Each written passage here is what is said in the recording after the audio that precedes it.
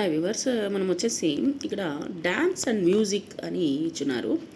The major classical dances and their states of origins are.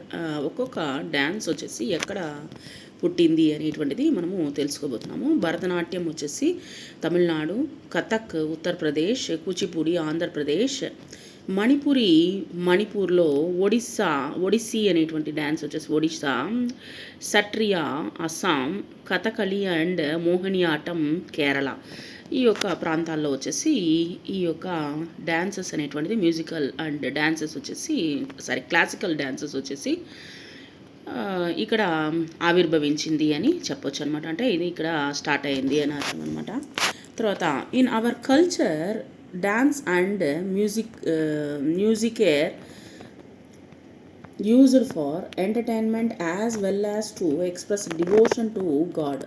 ఇక్కడ మన యొక్క కల్చర్లో ఏం నేర్పిస్తారంటే డ్యాన్స్ మ్యూజిక్తో పాటు మనం వచ్చేసి ఈ యొక్క ఎక్స్ప్రెషన్లో దేవుణ్ణి మనము ఏ విధముగా దేవుణ్ణి వచ్చేసి ప్రార్థన చేసేది వచ్చేసి మనకి ఇక్కడ చెప్పడము జరుగుతుందన్నమాట. భగవంతుని గురించి మనకి ఇక్కడ ఎక్స్ప్లెనేషను జరుగుతుంది.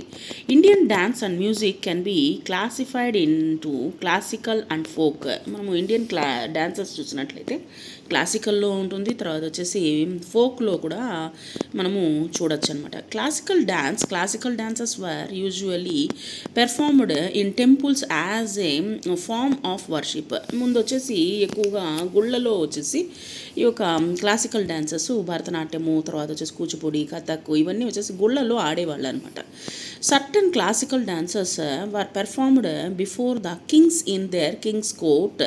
The other dance forms had themes taken from the Indian mythology.